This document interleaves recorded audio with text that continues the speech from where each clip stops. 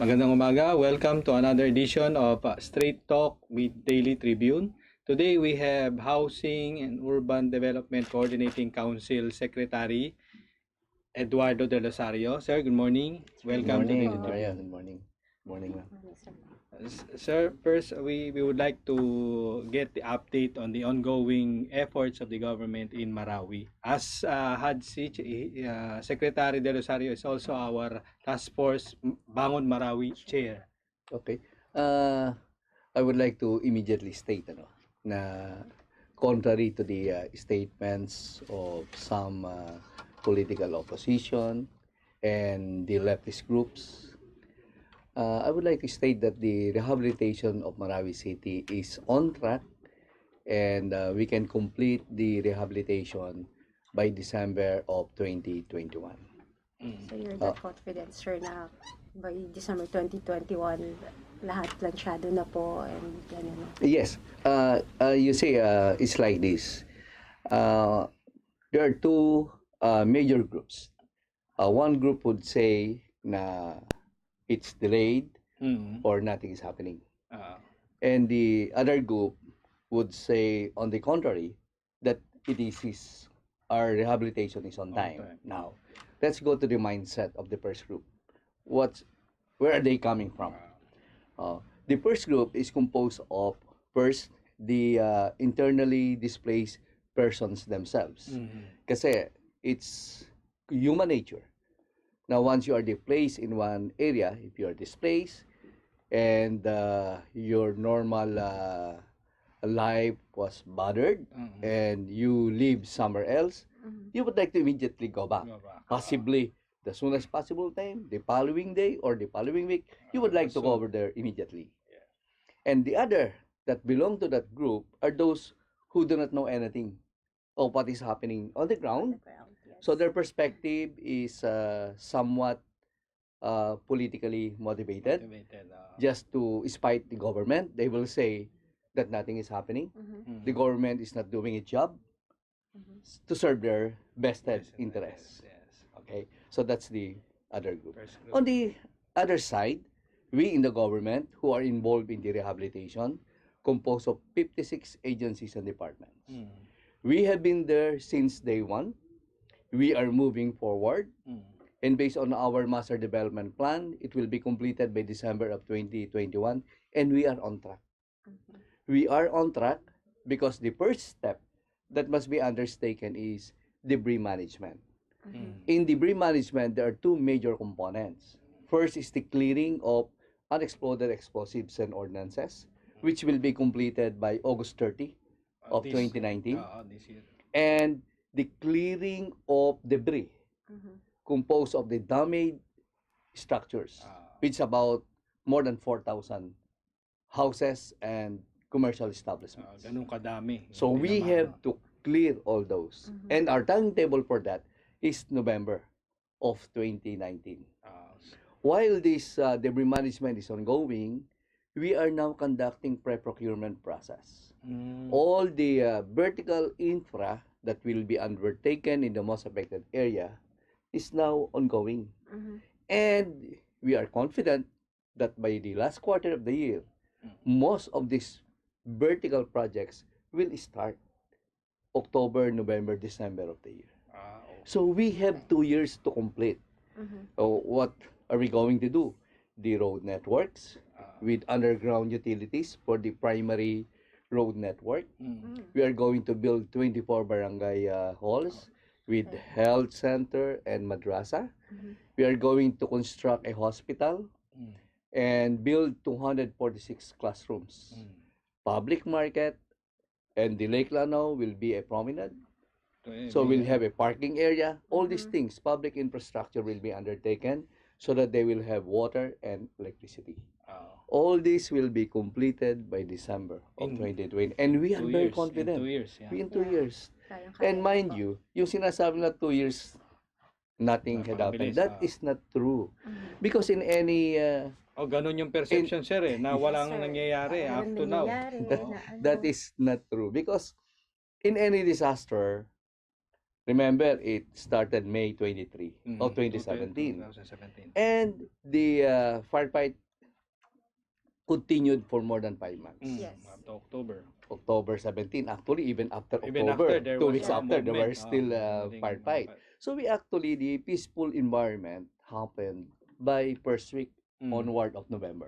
Mhm. So that should be our timeline. So it And from started that November. time, from that November timeline, 2017. remember, what we will do is more on the early recovery interventions, humanitarian assistance. Mhm. Those will be the focus of government. Mhm. And that will take 6 months to 1 year.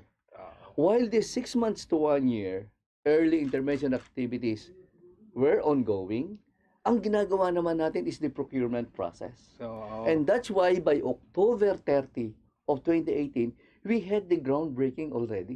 they go along while you were Yes, attending to yes, those it displays. overlaps. It Ah. overlaps. Now, in debris management, you won't see structure being built because it is undergoing debris clearing, At clearing marami of... sir ang hindi nakakaintindi doon sa Yes. concept ng clearing ng military, yung mga unexploded yeah. ordnance Yeah, na napakadami up to now, medyo may Yes, this nakukuha week pa. may Priority nakuha pa rin tayo. yung safety syempre ng mga tao doon. You're right. Paraan. We are after safety. Yes. There is now a case filed against me in Ombudsman Okay. for not allowing the residents to go back.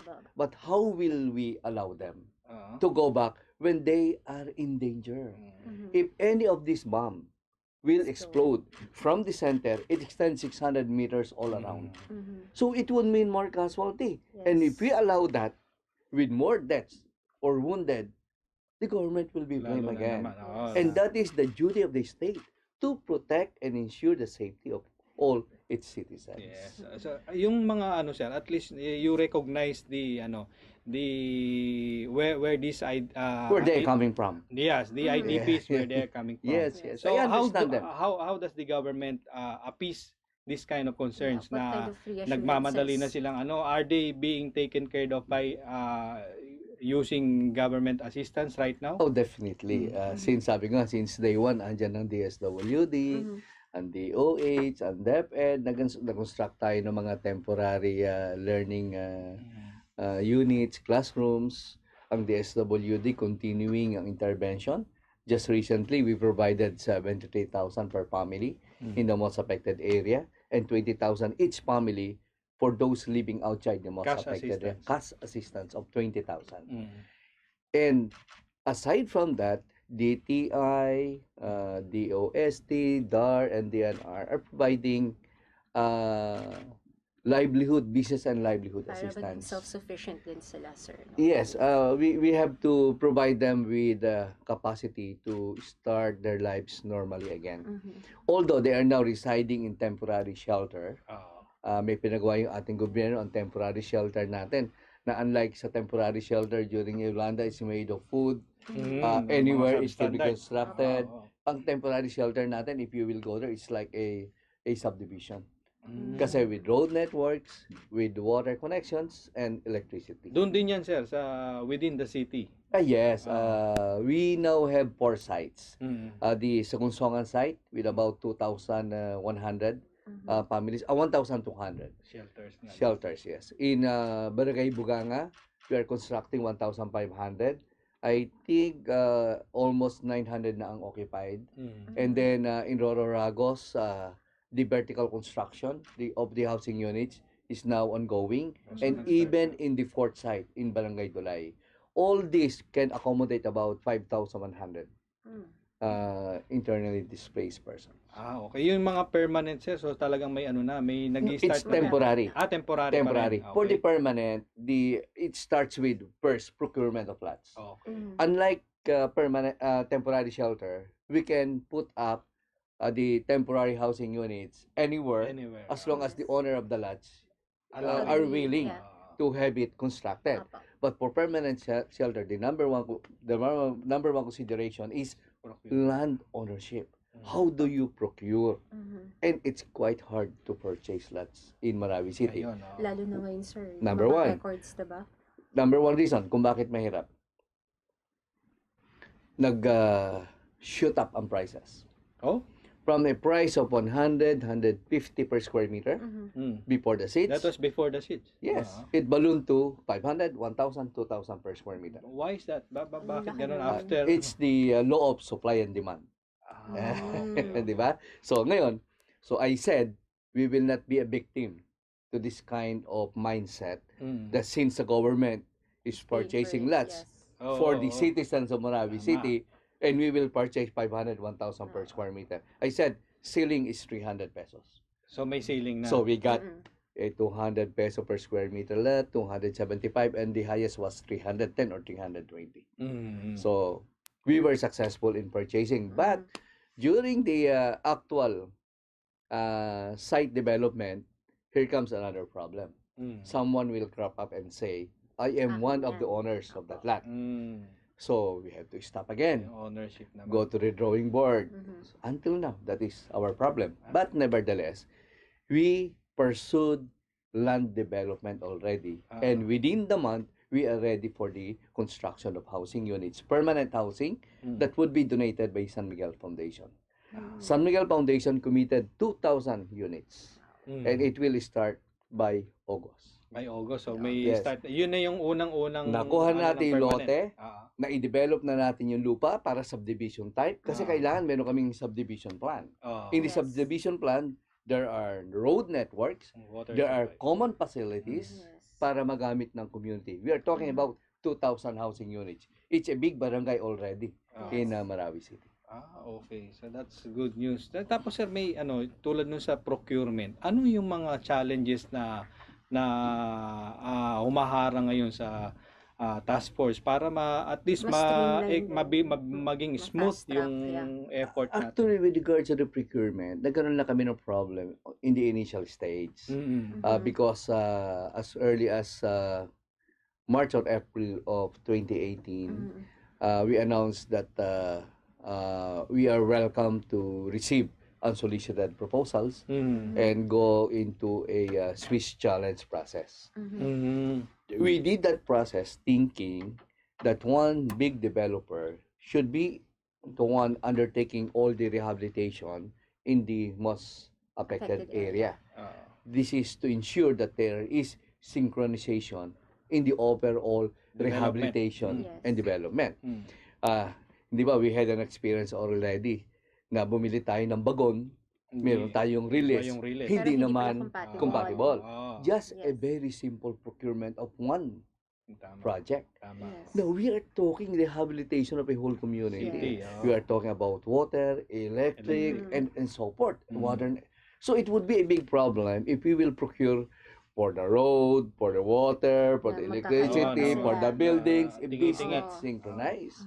So that is a problem. Yun na napupursin natin so that we felt that a joint venture agreement Ayun yung Chinese would be, consortium. would be more appropriate. So what happened to the But we were told by the PPP Center, the Public-Private Partnership Center, told us, Task Force Bangon Marawi, you cannot do that. Why? May legal impediments. There's legal impediment because in a joint venture agreement, here is government, you are the developer, I provide you the lot, you provide the cash to develop. No cash payment from the government. But in our concept of rebuilding Marawi, developer, you do it and we pay you. So there is a logical reason, legal reason why we were told by the PP Center, and we were told by July already.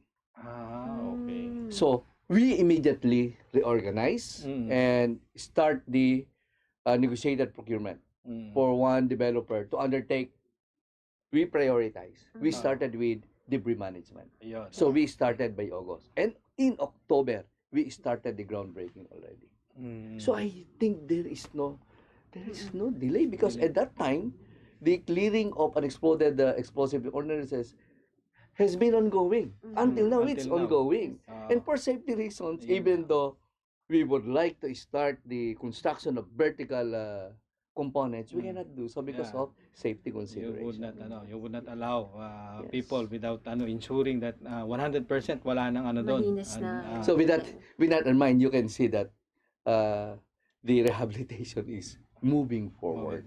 We are moving forward, and we are confident that we are on track. On the security aspect, sir, may concern pa rin ba tayo regarding that? May May medyo threats pa rin po na-hamper ba? pa rin ba ng mga security threats? Sa- Kasi yung medyo Lanao, di ba? Lanao area is In Marawi City proper, we don't have any security concerns. Very Highly guarded manageable. pa rin po The Maute groups, the ICs, were recruiting in the northern portion of the lake or southern portion. Wow. So if it's Marawi, they are here. The recruitment is here in the southern area, and skirmishes are happening in the southern area. Southern So area. relatively peaceful ang Peaceful Marawi na. City. Sabi ko nga, when may nagtatanong sa akin, hindi ka ba kinakabahan sa Marawi? Di ba, well known yan sa mga atrocities. Sabi ko, the safest time in going to Lanao del Sur or Marawi City Now. would be Now. at this time. Why? The Maute ISIS groups, we can say na they were adequately neutralized, although they are rebuilding. And they don't have presence in Marawi City. And secondly, the AFP and PNP are conducting a holistic approach in ensuring that Marawi will not be infiltrated again by the Maute. So yung sinabi niyo sir na yung wala na yung Chinese consortium dati na napabalita na ano. So how do we go about the rehabilitation effort now? Kasi di ba yun isa lang kausap ninyo. Ngayon how do we go about it? So ibinigay natin ngayon sa mga departments and agencies na kung ano ang expertise mo. So for debris management na ginagawa natin ngayon, it was given to the National Housing Authority. So siya ngayon na nag-conduct ng procurement at ongoing na ngayon. So sunod dyan would be road networks and then building of the barangay halls. DPWH will be they are now ongoing construction of the bridges, leading and expanding it. So the PPA for the ports, they are now conducting pre-procurement. All of these so lahat agencies. ng member agencies ng task force, they are now conducting. May specific DOH for the hospital. May specific tasking sila. Well delegated na sir yung mga kailangan. We have pinpointed the implementing agencies. For the LGUs, they will construct the barangay halls. They will construct the grand central market. So yung ano naman natin with the local government units doon, especially doon sa city government, yung coordination naman nila. Very smooth. Very smooth. And I would like to commend the mayor of Marawi City, Mayor Gandamra. He is on top of the situation. And I had him designated as the co-manager of Task Force Bangon Marawi Field Office. It is now headed by ASEC Assistant Secretary Felix Castro, with the mayor as co-manager. So very smooth. So nandun sa ground sa mismo, structure. hindi kayo nawawalan ng tao sa ground. So ibig sabihin, para mangyari 'yon, ilagay natin yung lahat ng vital agencies na andun sa structure. Pagkasama ka sa structure, ibig sabihin in the implementation, kasama ka. And we need really the support of the LGU in the process because of the permitting, kamukha yung demolition of the houses. We need the demolition permit from the city government. So it will be issued. So kasama smoother ang aming coordination. Okay. So in 2 years maybe Marawi City will be among the country's top may diyan, 'di ba? May tourism may tourism lalo na sa part aspect yan diba? Yes, ang at the end of the day, ano ba ang ating vision? What is our objective?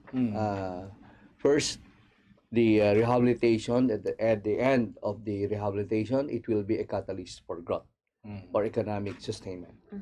And second, we develop good governance. Because ipapakita natin how we can do it properly and how governance can be implemented effectively and efficiently. And third, which is I think is the most important, is peaceful environment. Without the attainment of having a peaceful environment at the end of the rehabilitation, I think we couldn't say that we are 100% successful. Because if there is peaceful environment, Marawi City will be competitive. There will be more tourists who will go there. Because before there is no tourists to speak up because of fear. So Ah, we have security concern. to erase that perception that Marawi is a It's no man's dangerous land or place, something. yes. In terms of competitiveness, even before the siege, out of 145 cities in the whole Philippines, in terms of competitiveness, Marawi City is 145. It's not competitive. Ah, okay. They just do business among themselves. Sila lang. Nobody is going there Para mag-invest. to invest. Yes. Why will you invest if Laging my takot. I will be harassed in the process, my security Yes. will be at stake, my Yes. business establishment might be destroyed. You see the different Marawi come Yes, in that after is 2 In 2 years. years. yes, that is our objective, to have a very peaceful environment, to make city develop itself and transform into a better city. Okay. Sir, may question lang. Ano po yung program nyo, yung Kathagong Balay? And that is the new program. Excuse me. Apa. Wherein we are inviting IDPs, the Okay. owners of the Mga lands na. destroyed residences to go back there again, because we have sectorized the whole most affected area into 9 sectors. And we tell them, starting July, we can allow residents to go back to reconstruct, rebuild their Doon sa houses. ano yan siya, main Sa most battle affected. area. Yes, Yes, in most Sector affected. 1 Okay. for July. For August, Sector two. sectors 2 and 3, 4 and 5 September, 6 and 7 October, and 8 and 9 November. Because we say that by November we are complete with our debris management. So ano na, start na lahat ng They can construction. start na the residents. Ano yun sir, yung mga dating ano doon, yung mga owners ng business lot, they owners. can halimbawa doon sa sector 1 na sinasabi ninyo, by this time, July, pwede na silang pumasok to Provided they submit proof Proof na. documentations, Ah, they're applying for a building or rehabilitation, reconstruction permit from the city government. Once you are given a permit by the city government, that's the only time that Pwede you ka nang can bumalik. have the reconstruction. so those who Why? can Why do we have to do that? First, one of our concerns now is the consent of the residential owners Yes. to demolish their houses. So far, about 80% had given. We still have 20%, about ayaw. 1,000. And per our assessment, those 20%, which is about 800 to 1,000 Households, units, need to be demolished. So we have a problem on the giving of consent coming from the IDPs. Now, if you are an IDP and you did not give consent, and you applied for the reconstruction or repair of your house, we will not allow you unless the city government's building official will inspect your house if it's safe or not. If it's not safe, what you should apply is not repair permit, but instead A demolition demolition permit. Oo. Now, we are providing free services for them. We will demolish, Sa demolition. we will clear everything if they will give their consent. Now, if you do not like, you do it on your own. Okay. So doon sa main battle area sir, lahat ng structure doon 100% subject to No, demolition. 60% only. 60% lang. Now, of the 60%, that's about 4,000 something, 80% had given consent. Okay. Still, we need that 20%. 20%. It's about 800 to 1,000 units. Housing units. Okay, marami pa tayong itatanong kay Sir about sa rehabilitation efforts ng gobyerno sa Marawi City after we come back from a short break.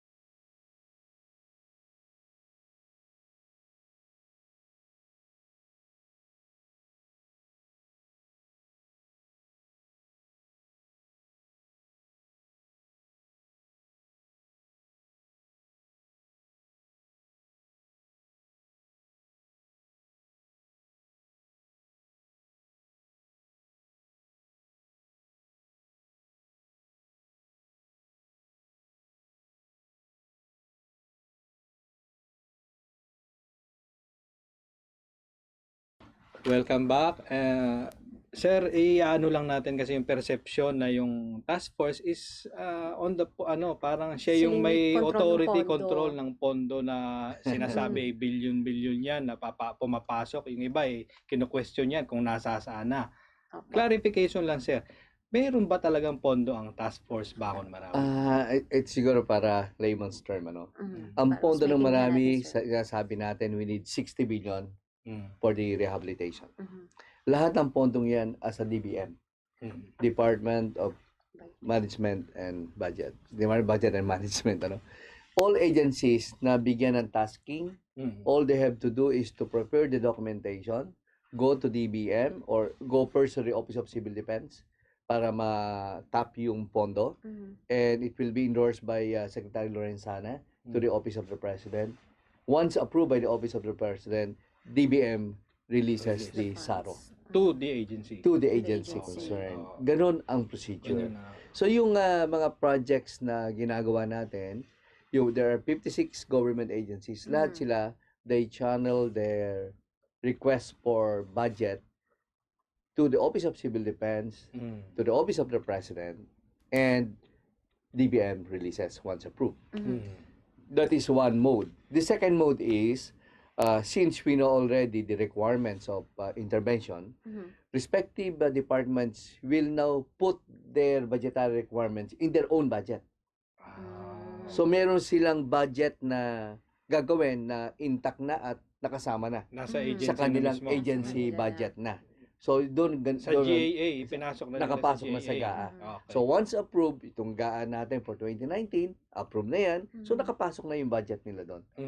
Dahil isinama na nila. Okay. Yung mga hindi nasama, yun ang i-access natin sa National Disaster Risk Reduction Management Fund na under the control and supervision of the DND, and access will be approval from the Office of the President. So wala talaga, hindi talaga dumadaan.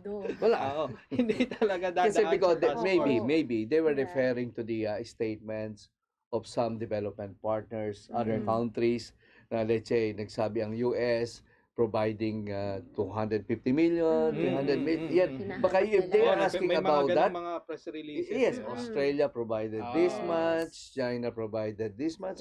Lahat ng ito, at the moment, kamukha itong US, for example, walang ibibigay ang US sa Philippine government. Ibibigay niya sa US aid. Ang US aid now will tap NGOs, NGO partners, local or UN, to undertake the project. And they do it on their own. They just coordinate with Task Force Bakon Marawi na, hey, these are my projects, these are the things that we will do. So say, okay, go. Implement it. Kasi right now, sir, yung mga misconception diba na, ito, may isang country, I pledge ganito. Ang perception ng karamihan, diretso sa gobyerno na napupunta. Meron mga ibang basta ibibigay din sa mga UN, nakapasok doon sa UN ng mga agencies, nakakuha doon yung payment ng administrative, operational needs, vehicles, nakakuha doon, nakatakin doon. So, ibig sabihin, a portion of that goes to operational R&B, and a portion of that goes to the actual delivery of services. Ngayon, sir, ilang mga international NGOs ang nandoon sa Marawi actively involved in Well, I don't have the actual figure, but we are grateful that they are there also and helping us. Okay. Tapos yun, ang funding is really for the bumababa sa agency, hindi sa task force. Yes. This is not the yung perception ng iba talagang sa akin. Nasa sa inyo, billion na. Nahanap, nasan yung pondo we just coordinate and we have established a project monitoring office to ensure that the projects are implemented by the different agencies of government. So I think we have discussed so much about the Marawi rehab, so maybe we can move on. Track. Yes, we are on track. Yes. Maybe we can move on. We can discuss, sir, about yung housing naman ng the Duterte administration. Yung lang natin, update natin on the backlog on your targets for the next 3 years.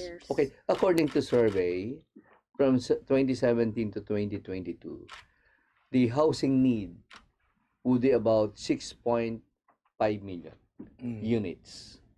And if nothing is done, the housing need until 2040 will reach 22 million housing units. Ganun kalaki.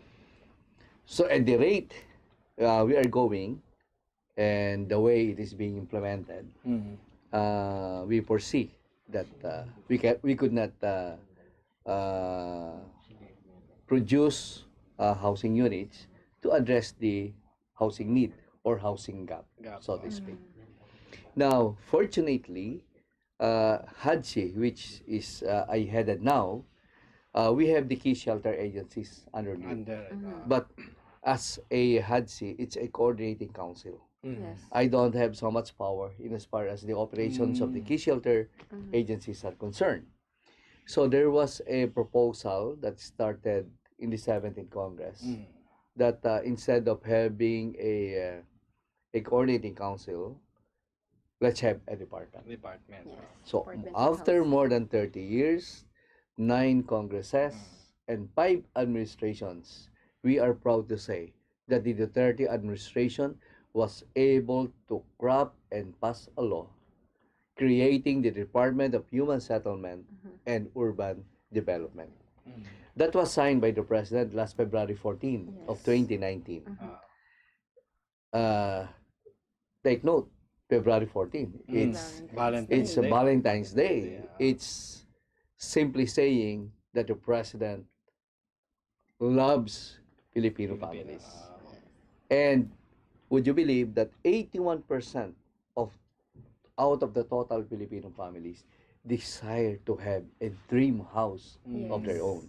And this is the answer of the Duterte administration. The department. Mabigyan ng opportunity, mabigyan ng pagkakataon na through changes in the structure, through this department, ay magkaroon tayo ng opportunity to deliver, so to speak. So, this department will be fully operational by January 1 of 2020. Okay. We just signed the implementing rules and regulations last July 19, about 11 days ago. So from then on, after the signing of the implementing rules and regulations, the organizational structure and staffing pattern will be forwarded to DBM for approval. And we were told by DBM that we will be able to have our structure and staffing pattern by September. So, if approved by September, we now see the structure, the manpower complement that will run the department.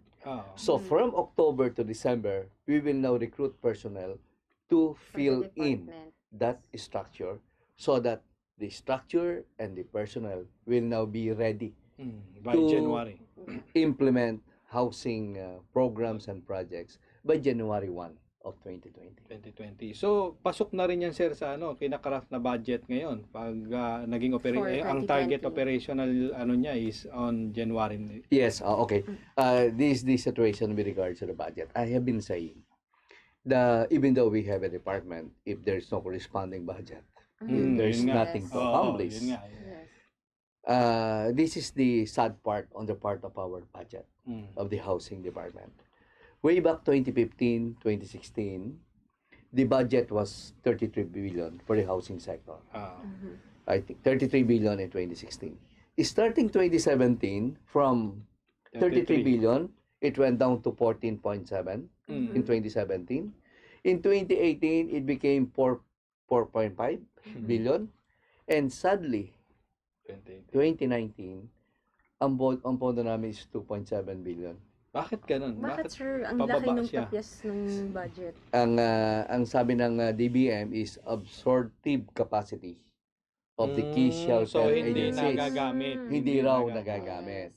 But we have shown them that nung mataas ang pondo, the 33 billion, mataas ang production. Pag binabaan mo ng pondo, bababa ang production. So with 2.7, we are hoping that by 2020, we will get about 5 or 6 billion. So, That is mababa for pa the rin. department. That is for the department. O For the HUDCC. whole. For the whole. Yun For nga, the whole kasi para department. nag-merge yung HUDC Yes. and HLURB and HLURB. HUDC. Yes. At yung pangailangan ng NHA. Kasi Mhm. NHA yung ating production arm. Mhm. Together with the Social Housing Finance Corporations. We have the National Home Mortgage and the Pag-ibig Funds. Mhm. So, yun ang may under sa department. Department. So, we were told in advance by DBM that by 2020, they could not possibly grant our request of 50 billion. We need 50 billion. So, we were told also that they can only give about 5 billion more or less. But in 2021, they will scale up.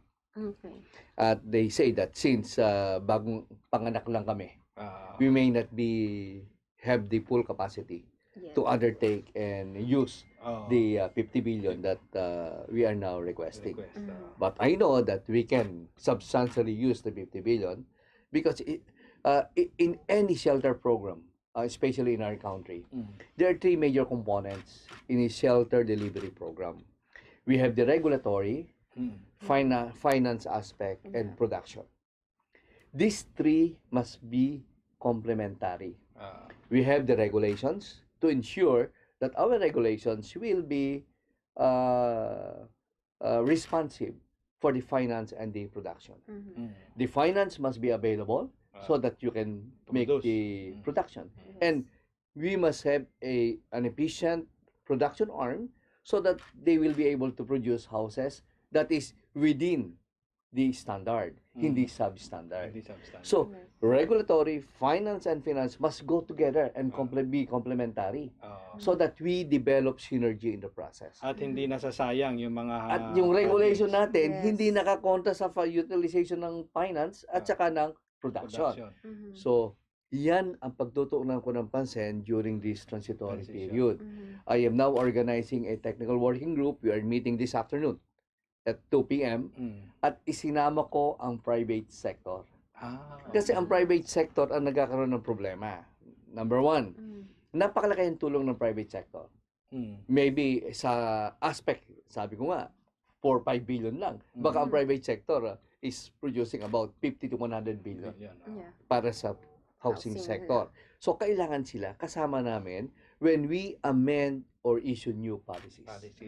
So, we are meeting, yes, we are meeting this afternoon para kung kailangan yung mga policies namin na nakikita nila sa pananaw nila is not healthy, it's not effective, not efficient, then we are open.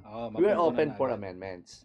So, we are meeting this afternoon and I plan to put up a technical working group composed of HUDCC officers, HLURB officers, and the 3 or 4 major housing groups. So, magsasama-sama kami ngayon para to craft and we have until December so that by January 1, we are ready to roll. Ready to roll. Tapos yung sir, yung sa may issue ba tayo regarding yung mga personnel na kukulangin ba o may mawawala ba dun sa mga personnel ng HLURB ngayon, HUDCC, pag nag-merge na into department? I have told the employees and officials of HUDCC and HLURB that there is nothing to worry about with regards to security of tenure. Kasi lalaki ang department, So, ang available nga namin ngayon 400 lang.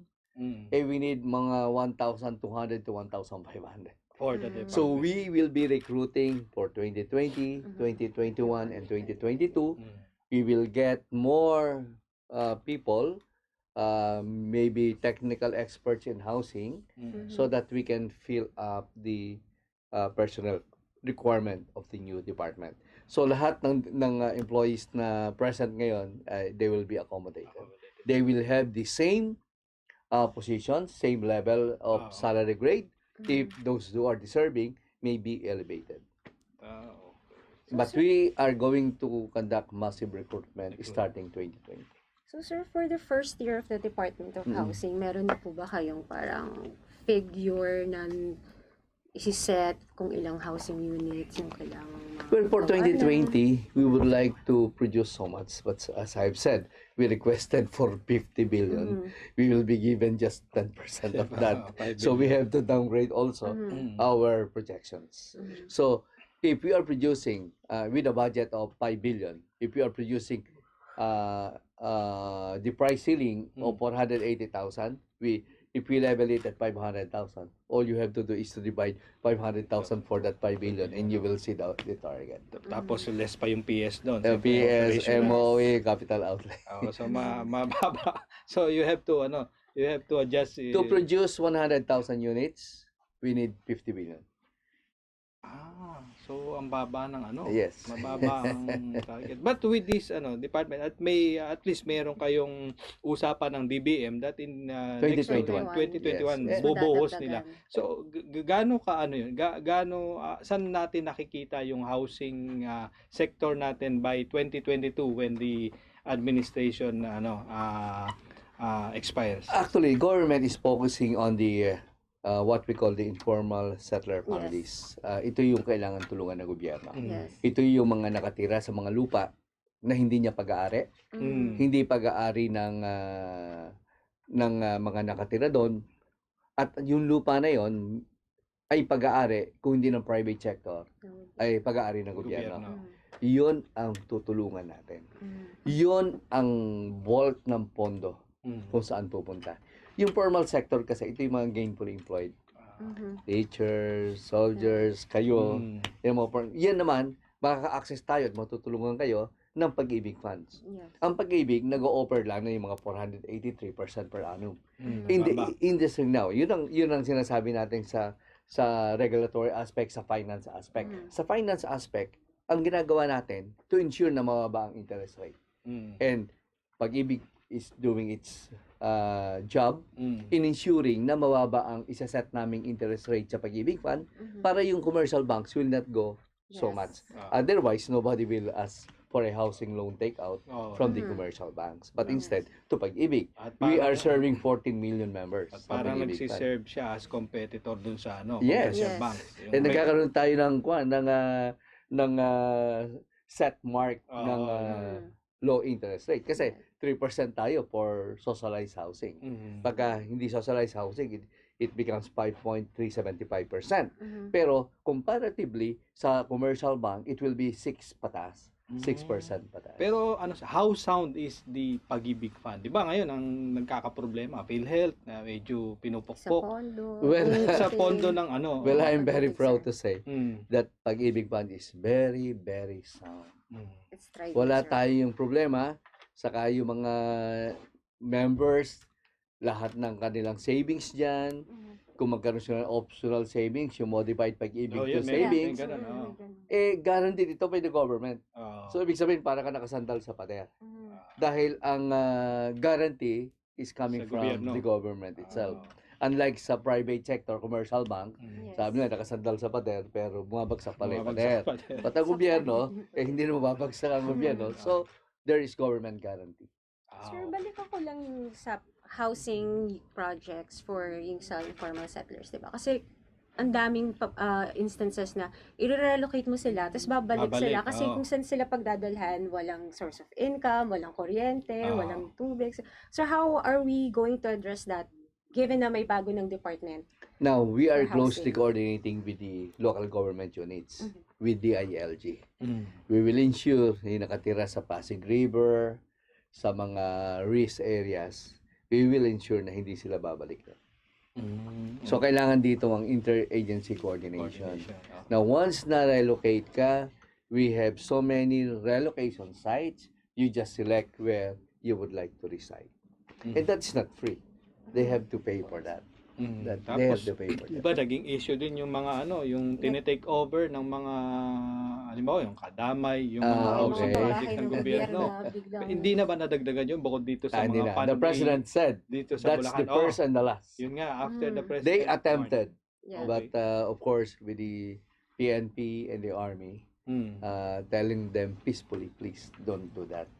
Because the president said, the Pandi incident in Bulacan, Bukawi, Bulacan, will be the first and the last. We will not allow you anymore. Tapos yung ibang projects na natenga din, sir. Anong Sayang status naman. nila ngayon? Nabigay na ba doon sa mga rightful Ang beneficiaries? ginawa natin dyan, yung 4A PPNP, kasi 22 square meters. Maliit masyado. Napakaliit, baka ito lang. Kasi andito na lahat. Andito na yung CR mo, kwarto. Kusina, Andito na yung Kusina. tulugan nyo, Mm. kusina nyo, sa sala.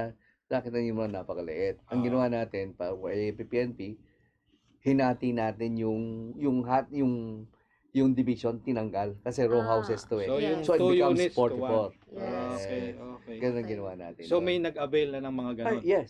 And those yung 22 square meter, if the barangay tanods, barangay officials, local employees would like to avail, we can give it to them. Para hindi siya mga- nakatenga Para hindi lang doon, sir, nakatenga. na ano. Tsaka yun sa, kumbaga, geographically, nandun sila. Yes, ando sila. Mm-mm. Saka ang ginawa natin ngayon, inayos. Mm-mm. Kasi kung titingnan mo, it's bare. Tapos So, walang tubig, walang Wala. kuryente. Iba, Yun. wala Parang ng bahay pinto, lang. wala nang ano. Yun ngayon, ang instruction ng ating presidente. Mm. Kailangan may kuryente, meron tubig. Bago mo. Ang ginagawa naman ng Habitable NHA, talaga siya. bukod sa may tubig, merong kuryente, yung flooring, ginawa pa niyang tiles. Tayo. Kasi hindi yung bare lang na napaka, di ba? Semento lang na. At lofted. Kasi yung- matataas sila. Oo, mataas. So, pwede ka makagawa ng mezzanine. Mezzanine. That would add from 22 plus 11, it becomes 33 square meters. Okay. Simple Maganda lang ang sa kwan, sayang. maganda ang ating outlook Mm. with regards to housing, and ang pinaka-importante lang natin dito ay yung talagang suporta coming from DBM na mabigyan ng pondo ang housing sector. I would like to ensure that substandard housing will be a thing of the past. Mm. It will not happen during the administration of the president. So, yun mga bago under this sir, meron na ba tayo mga projects na hindi minana dun sa dating administrasyon? Yung sa inyo na may sarili ba kayong specs na ginawa? Kasi dati 22 square meters yun sa inyo. Yes, Nako, sir. Specs kung hindi ninyo. ko nakita nyo yung ginawa ng NHA for the area PPNP, eh talaga namang sabihin mo, ako gusto ko rin dito. Okay. It's 60 square meters with tiles already. Location, sir. Kumbaga mga sa location. at yung locations kung nasaan yung mga kampo malapit. Ang nangyari kasi tinumutong sa Pandi, Bukawi. Ang layo. Going there will take more than 2 hours if you are working in Aguinaldo. Port Bonifacio, Oo, Camp Bonifacio. Crame, or Aguinaldo. Pumunta ka ng Pandi, baka it will take you 2 to 3 hours. Ah, So going there and going back will take 4 hours. 4 to 6 hours of Yes. your time. Sinong sundalo na meron mang capacity to pay ang willing tumira sa isang bahay na napakaliit at 22. napakalayo because they were not consulted in the process. Ngayon yung pinapagawa ng housing ng AFP-PNP ng NHA, fully sold kaagad ang prioritization. Ay, gano'n. Ginagawa pa lang, kamukha sa Davao, yung mga ginagawa ng Sir, mga yung- babahay, mga mid-rise, 4-story, Mm. at saka yung mga duplex type na pinapagawa sa Bulacan, saka sa Tarlac. Mm. Ang gustong kumuha, wala nang maibigay ang NHA dahil ang daming may gusto. Why? Okay. Maganda at maganda yung And location. strategically located na kasi, Strategically sir. located. Yes. I think that's the key. Mhm. Kaya tayo nagkakaroon ng problema kung ang mga housing location natin is not close to your livelihood Mhm. or place of work. Yes. Kailangan ganun na ang maging model natin. Oo. We develop township para kung nasaan ang place of work, andun na lahat Tirahan. yung tirahan mo. At may facilities. With Or kung hindi common man, facility. Or kung hindi man, sir, sabi nyo nga, we develop township. Ensure na pagdating mo doon, meron ka ng pwedeng pagkakitaan din kung Yes, yung livelihood. yes. Yun ang concept ng Mm-mm. township. Para Malapit ka sa Dito place sa of work. sir, dito sa NCR, yung mga informal settlers natin, Mm-mm. do we see the government putting up going into high rise para Yes. ano Para siya, mas in-city, yung mga ma-accommodate. in-city concept in-city or on-site. on-site. Yan ang Oo. ginagawa natin dito sa Metro Manila. Okay. Kasi wala na yung horizontal. wala na. It's Wala na always kasing space, sir, mid-rise na. So may mga We cannot go ongoing to high-rise ha. Mid-rise Mid-rise. lang, mga maximum of fifth floor. Okay. 3-4 story, okay yon. Maximum people para walang elevator. Elevator. Oh. Elevator Yeah, kasi yeah, yeah. magastos to maintain. Ah, Saka tataas Oo. ang pricing mo pag merong May elevator. tama. Pero yun pa rin, mag-ano sila, di ba? Mag-amortization sila. Yes, they have to Mag-amortization. pay. Oo. They have to pay. But the is on-site kung saan yung livelihood nila, nandoon yung natin, housing. Preferably, that's the Mhm. ideal thing. Oo. But take the case of Manila. Halos wala nang We're so Wala na kahit saturated. gusto mo Residential na yan. mag-vertical, wala na. Sir. walang available na lupa. So that's the predicament, kaya kuminsan kung off-site na rin, napipilitan na rin yung mga residents, lalo na kung nakatira sila sa along the Pasig River Oo. or along the Manila Bay. So we have to really relocate them. Okay. So with that, sir, thank you for visiting us here at the Daily Tribune and Marami hope to see kaming you natutunan, again sir. pagka na-plansya na yung Department of Housing at kayo na uli ang secretary doon. We Sir? are ready to take the challenge, Ah, and we are ready to make a difference for the Filipino people. okay. Thank you very much. Maraming That's salamat po, sir. Yes, ma'am. thank you for joining us in the Straight Talk with Daily Tribune and see us again.